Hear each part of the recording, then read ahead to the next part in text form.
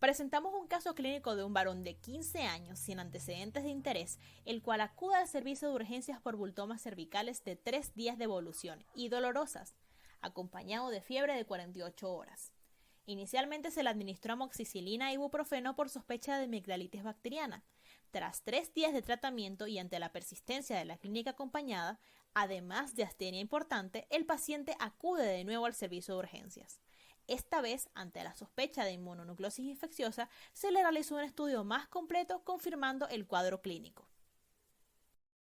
En las pruebas complementarias se puede observar que el paciente presenta una cantidad de 17.800 leucocitos por milímetro cúbico. Los valores de protombina están en un 72%.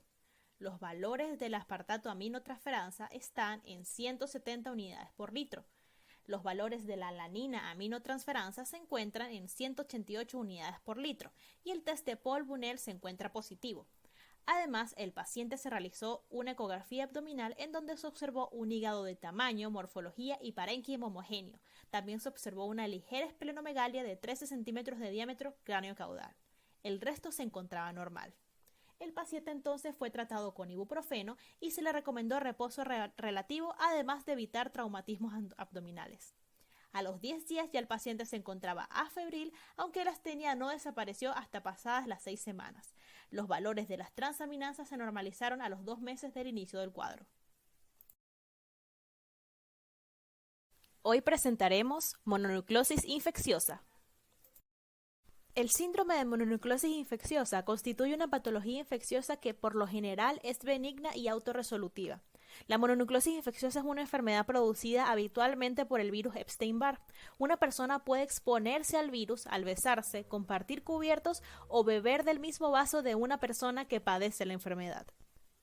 Su sintomatología más frecuente constituye la tríada clásica, la cual corresponde a fiebre, faringitis muy dolorosa con o sin exudado faríngeo, adenopatías cervicales, posteriores, occipitales, retroauriculares, entre otras, las cuales son de carácter inflamatorio, y además se pueden presentar otros síntomas y signos como lo son el malestar general prolongado, cefalea, dolor abdominal, náuseas y vómitos, esplenomegalia, hepatomegalia, exantema e ictericia. Bueno, con respecto a la fisiopatología, el virus Epstein-Barr es un miembro de la familia Herpes virus, el cual posee un genoma viral que consiste en un ADN lineal que codifica para cerca de 100 proteínas virales y que está encerrado en una nucleocápside rodeada por una envoltura nuclear. El virus primero comienza infectando el epitelio de la orofaringe y de las glándulas salivales, en donde ocurre una replicación de estas células y luego de esto las células B son infectadas al contacto con estas células epiteliales, mientras que los linfocitos de las criptas tonsilares son infectados directamente. En estas criptas se encuentra el tejido linfoide asociado a la nasofaringe, al cual se refiere a las amígdalas faringias, aunque su funcionalidad se extiende a todo el anillo de Waldeyer. Y es ahí donde el virus ingresa al organismo humano a través de la infección de estos linfocitos B, ya sea vírgenes o naive, que migran desde otros linfocitos hacia la amígdala, los cuales llegan a través de los vasos sanguíneos especializados. Posterior a esto es cuando el virus ya se disemina a través del torrente sanguíneo. Entonces, este virus Epstein-Barr puede infectar tanto a linfocitos B como a células epiteliales. La infección del linfocito B comienza cuando la glicoproteína viral GP350, la cual es una proteína que contiene al virus en su envoltura, se engarza, es decir, se une al receptor de membrana del linfocito B llamado CD21. Esto es importante ya que la mayoría de los anticuerpos producidos por las células B durante la infección van dirigidas contra esta misma proteína. Es ahí cuando se produce la fusión de la cápside vírica, es decir, cápsula del virus, con la membrana celular, permitiendo la intromisión del virus en el citoplasma celular. Luego de esto, dentro de la célula, que puede ser ya sea linfocito o célula epitelial, la cápside vírica se disuelve y el ácido nucleico puede actuar de dos maneras. Una es multiplicándose usando la polimerasa vírica y la otra opción es adoptando una conformación circular, el cual es el estado latente de este virus hasta su reactivación, adoptando así una conformación lineal y posterior la integración en el genoma celular. Entonces se aprovecha de replicar la ADN polimerasa celular. Por lo tanto, acá es importante saber que en el control de la mononucleosis infecciosa, la inmunidad celular es más importante que la inmunidad humoral.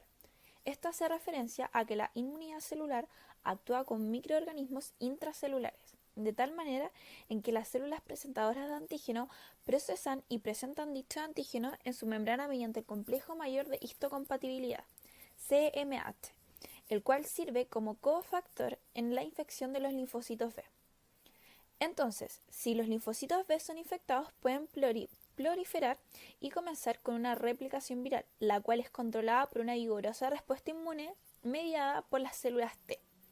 Acá es donde actúan los linfocitos T citotóxicos, más conocidos como los CD8, y los coladores o helper, que son los CD4, que reaccionan con el CMH1 y el CMH2 respectivamente. Y acá activan todas las cascadas de señalización y reacciones que harán frente a una infección, atacando así a los linfocitos B. Es por esto que primero hay un descenso de linfocitos B a nivel de la sangre y un aumento de linfocitos T, ya que se están controlando la infección.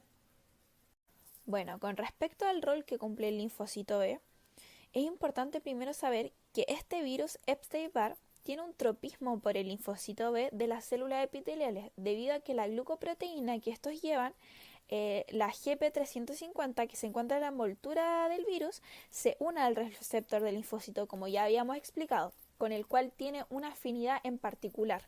Por lo tanto, la infección ocurre a nivel de estos linfocitos y son la causa de la entrada del virus al cuerpo.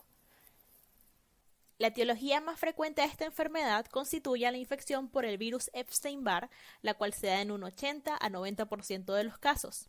También la mononucleosis infecciosa puede ser originada por citomegalovirus en un 5 a 7% de los casos, y además esta enfermedad puede ser causada por la primoinfección del virus de inmunodeficiencia humano, por el parásito Toxoplasma gondii y por el virus herpes humano número 6.